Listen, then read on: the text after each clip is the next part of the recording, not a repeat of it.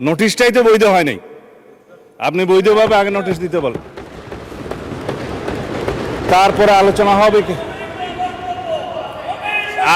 আপনারা মাননীয় সংসদ সদস্য আপনারা বসেন দয়া করে। মাননীয় স্পিকার বসেন দয়া করে, বসেন। মাননীয় স্বরাষ্ট্রমন্ত্রী আপনার বক্তব্য শেষ করুন। মাননীয় স্বরাষ্ট্রমন্ত্রী আপনি যদি মঙ্গলবারের আলোচনার সাথে সম্মতি প্রকাশ করেন দয়া করে বসুন। আলোচনা যদি নির্ধারণ করতে চান তাহলে আপনাকে নোটিশটা একটু সংশোধন করে নিতে হবে। আপনি মঙ্গলবারে না, আমি অসম্মত হচ্ছি না, আপনি আগে শুনবেন তো। Let me speak. মাননীয় সদস্য একটু বসেন। আমরা উই আর কন্ডাক্টিং। আমি মাননীয় স্পিকার মঙ্গলবারের আলোচনার সাথে সম্মতি প্রকাশ করছি। ওনারা হয়তো মনে করছেন আমি বিরোধিতা করব না, যদি সংহতি প্রকাশ করেন তাহলে তো নতুন করে কথা বলার দরকার নেই। একটা কারেকশন দিচ্ছি। মাননীয় স্বরাষ্ট্রমন্ত্রী আপনি যদি মঙ্গলবারের আলোচনার সাথে সম্মতি প্রকাশ করেন দয়া করে বসুন। আলোচনা যদি নির্ধারণ করতে চান তাহলে আপনাকে নোটিশটা একটু সংশোধন করে নিতে হবে, এটাই আমার বক্তব্য। মাননীয় স্বরাষ্ট্রমন্ত্রী স্পিকার, আপনি এই বিধিতে মাননীয় সদস্য আপনারা বসুন। সেটা আপনি আগে সংশোধন করেন। মাননীয় সদস্যবৃন্দ আপনারা বসুন। মাননীয় স্বরাষ্ট্রমন্ত্রী আপনিও বসুন। আমার ডিসিশন অলরেডি হ্যাজ বিন প্রনাউন্সড। আপনাকে তো কারেকশন করে দিতে হবে। মাননীয় স্বরাষ্ট্রমন্ত্রী my decision already has been প্রনাউন্সড। মাননীয় মেম্বার আপনারা বসুন। আমরা পরবর্তী কার্যসূচিতে যাচ্ছি। আপনারা বসুন দয়া করে, আপনারা বসুন। মাননীয় স্বরাষ্ট্রমন্ত্রী আপনি বসুন। মাননীয় সংসদ সদস্যগণ আপনারা বসুন। My decision has been pronounced. 31শে মার্চ নির্ধারণ করা হয়েছে। সর্বশেষ আলোচনার জন্য 2 ঘন্টা সময় থাকবে। ধন্যবাদ আপনাদেরকে, ধন্যবাদ। জীবনের সব আয়োজন এখানে একসাথে।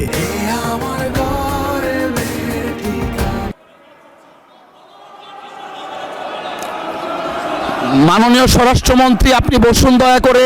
মাননীয় সংসদ সদস্যবৃন্দ আপনারা বসুন। মাননীয় বিরোধী দলের নেতা, আমরা অলরেডি জানিয়ে দিয়েছি 31শে মার্চ অনুষ্ঠিত হচ্ছে।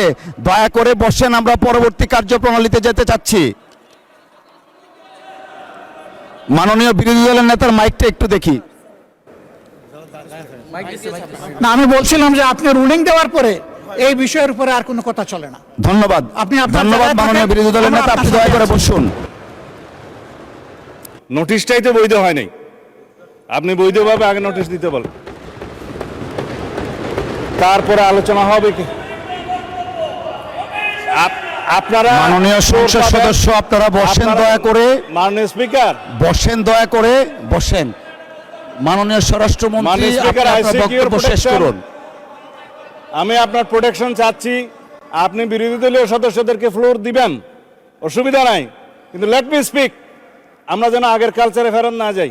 আপনি যদি আমাকে সময় না দেন তাহলে আমি বসে যাব, এটাই বিধি। আর যদি আমি আপনার বক্তব্য কন্টিনিউ করেন মাননীয় মন্ত্রী। আমি তো ফর্মুলেট করতেছি মাননীয় স্পিকার। আমি ফর্মুলেট করতেছি যে বিধিতে উনি নোটিশটা দিয়েছেন না, যে বিধিতে উনি নোটিশ দেন আপনি দেখেন। আপনার সামনে তো কিতাব আছে, রুলস আছে, পার্লামেন্টের অফিসার্সরা আছে, সবাইকে দেখেন। আপনি যদি এই বিধিতে 62-তে এই নোটিশটা গ্রহণ করেন তাহলে আপনাকে সংশোধিত আকারে গ্রহণ করতে হবে, অথবা আপনাকে বলতে হবে মাননীয় বিরোধী দলীয় নেতা আপনি 62 রুলসে আবার একটা নোটিশ দেন, কারেকশন করে দেন। এটা হচ্ছে আমার ফার্স্ট পয়েন্ট অফ অর্ডার। এখন এখানে তো বিরোধিতা করার কিছু নেই, আমি তো অপোজ করছি না। আপনার এভরি রাইট আছে নোটিশ দেওয়ার, সংশোধিত করার এবং আপনি অ্যালাউ করার। কিন্তু যে নোটিশটা এখন আমাদের সামনে আছে এই নোটিশটা হচ্ছে 68 রুলস অনুসারে নোটিশ। আপনি জরুরি জনগুরুত্বপূর্ণ বিষয় আপনি দেখেন, জরুরি জনগুরুত্বপূর্ণ বিষয় সম্পর্কে সংক্ষিপ্ত আলোচনা এখানে আধা ঘন্টা পাবেন। কোনটা আপনি ডিসাইড করবেন আপনার এখতিয়ার। My second point of order, মানে বিরোধী দলীয় নেতা এই মুলতবি প্রস্তাব উত্থাপন করেছেন। যদি ধরি উনি রাইটলি 62-তে উনি বলছেন, তাহলে উনি শুধু ওনার প্রস্তাবটা উত্থাপন করতে পারবেন। এখানে আপনি জুলাই জাতীয় সনদ, উইদিন ব্র্যাকেট সংবিধান সংস্কার আদেশ, বাস্তবায়ন আদেশ 2025 13ই নভেম্বর, এইটা পুরাটা পড়ার তো মাননীয় স্পিকার কোনো সুযোগ নাই। এটা আপনি যদি ডিবেটের জন্য দিন নির্ধারণ করেন, আগামী কালকে করবেন, আগামী পরশু করবেন, 3 দিনের ভিতরে আপনি করতে পারেন, সেদিন আলোচনা হতে পারে। বিরোধী দলীয় এবং সরকার দলীয় কোন কোন সদস্যগণ বক্তব্য রাখবেন সেটা তখন দেখা যাবে।